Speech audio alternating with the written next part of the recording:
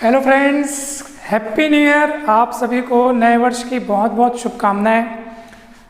नया वर्ष आप सभी के लिए बहुत सारी खुशियां लाए और आप सब खुश रहें, स्वस्थ रहें, प्रसन्न रहें और खूब तरक्की करें।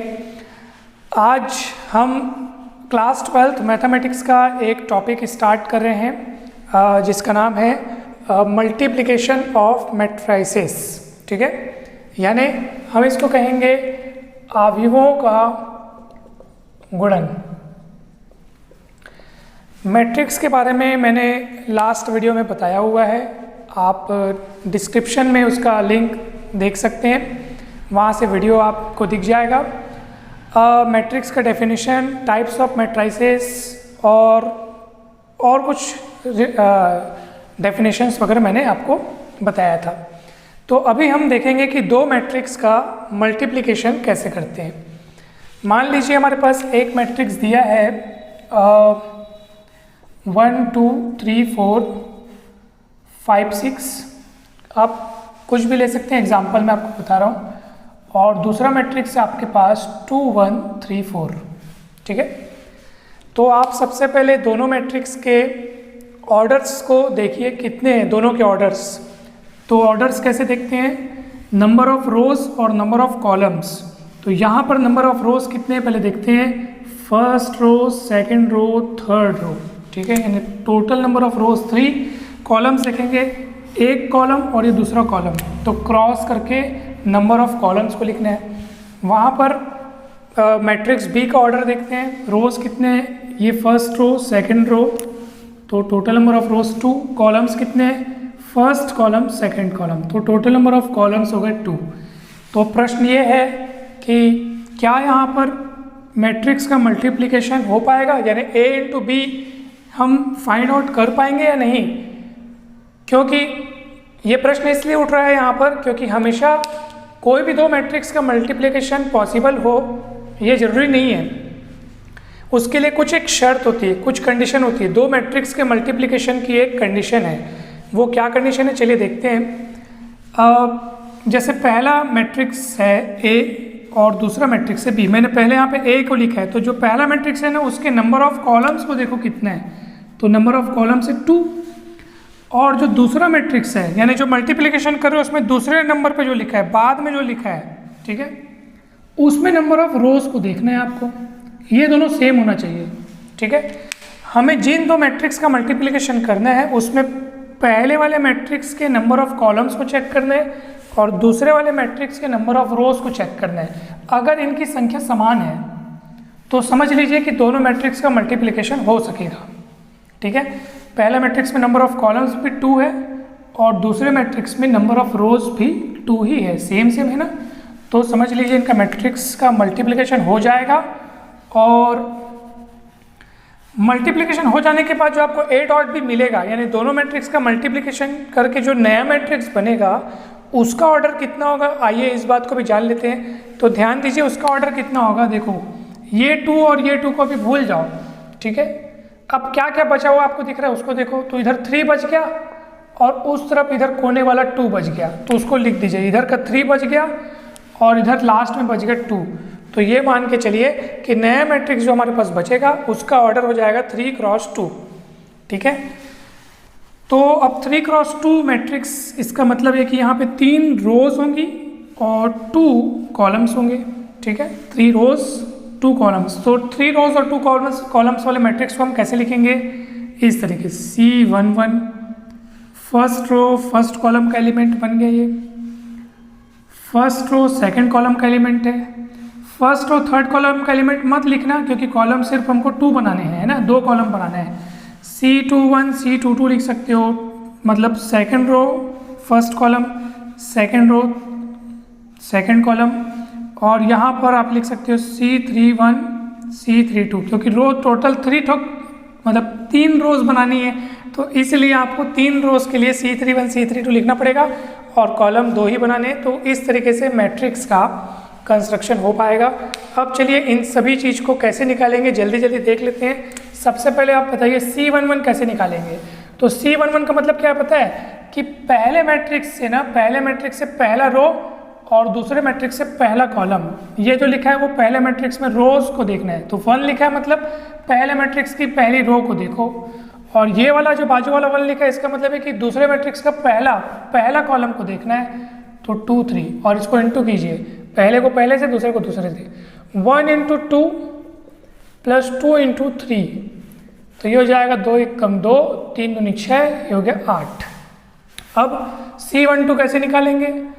तो पहले मैट्रिक्स में पहला रो देखना है, जो 1 लिखा है इसका मतलब ये कि पहले मैट्रिक्स का पहला रो 1 2, और ये 2 लिखा है इसका मतलब है कि दूसरे मैट्रिक्स का दूसरा कॉलम, तो ये हो जाएगा 1 4। यानी कि ना ये जो बाद में लिखा है ना उसको अपने को दूसरे मैट्रिक्स में देखना है और कॉलम को देखना है। ये जो है ना वो कॉलम को शो करेगा दूसरे मैट्रिक्स में, और यहाँ पे जो लिखा है ना वो रोज को शो करेगा पहले मैट्रिक्स का। चलिए गुणा कीजिए, 1 1 कम 1, 4 दूनी 8, 1 1 कम 1, 4 दूनी 8, 9 हो गया। अब बताइए C21 कैसे निकलेगा? तो 2 इसका मतलब पहले मैट्रिक्स को उठाना है और 2 यानी दूसरा नंबर का रो लेना है।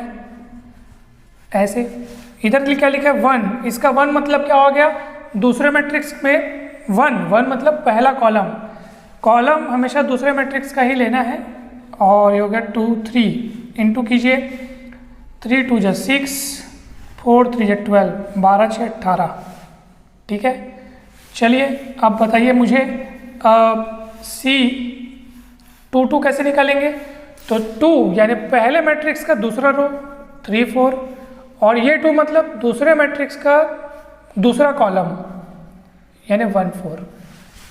दूसरे मैट्रिक्स में हमेशा कॉलम ही लेंगे, ये दूसरे नंबर में जब भी बारी आएगी दूसरे मैट्रिक्स का कॉलम ही लेना है, जो नंबर लिखा रहेगा उतनी नंबर वाला कॉलम लेना है, और पहले मैट्रिक्स से हमेशा रो लेना है, जितना है लिखेगा उतनी नंबर वाला रो लेना है। 3 1 कम 3, 4 6 16, 3 19, 3 1 पहले मैट्रिक्स से थर्ड रो और दूसरे मैट्रिक्स से फर्स्ट कॉलम, 5 दूनी 10, 6 3 18, 28। C32 पहले मैट्रिक्स का थर्ड रो और दूसरे मैट्रिक्स का सेकंड कॉलम यानी 1 4, हो जाएगा 5 1 5, 6 6 24 यानी 29। ठीक है, और इन सभी एलिमेंट को यहाँ पे आप लिख दीजिए। तो इस तरीके से मैट्रिक्स का मल्टीप्लिकेशन हो जाएगा। इसकी वैल्यू कितनी थी? 8, C12 आया था 9, 2 1 आया 18, और फिर 2 2 कहाँ गया? 19, 3 1 28, और ये 29, 3 × 2। इस तरीके से आप मैट्रिक्स का मल्टीप्लिकेशन कर सकते हैं। एक प्रश्न उठता है यहाँ पर कि क्या जैसे सर आप A डॉट B निकाले वैसे B डॉट A निकाल सकते हैं क्या? तो अब B पहले लिखा है, A बाद में लिखा है, तो मैंने आपको क्या नियम बताया? जो मैट्रिक्स पहले लिखा है उसमें आपको नंबर ऑफ कॉलम, अभी जैसे यहाँ पे अपन क्या किए थे, A डॉट B निकाले थे, तो पहले मैट्रिक्स में कॉलम की संख्या और दूसरे मैट्रिक्स में रोज की संख्या सेम होनी चाहिए थी, है भी, थी भी, आंसर भी आ गया।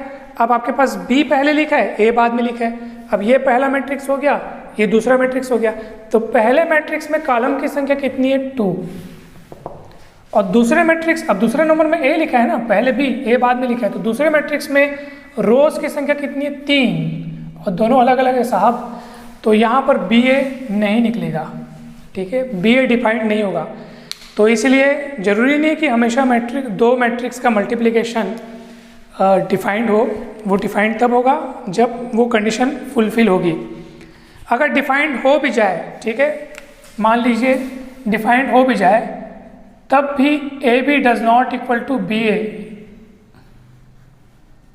ठीक है, generally AB does not equal to BA, यानी कि मैट्रिक्स का मल्टीप्लिकेशन जो है वो कम्यूटेटिव ऑर्डर, कम्यूटेटिव लॉ को फॉलो नहीं करता है। यानी आपके पास अगर दो मैट्रिक्स हैं और आप AB और BA मान लीजिए, अगर दोनों डिफाइंड है तो ये जरूरी नहीं कि दोनों इक्वल होंगे, वो हो भी सकते हैं और नहीं भी हो सकते हैं। आप छोटे से एग्जांपल से आप इसको चेक करके देख सकते हैं।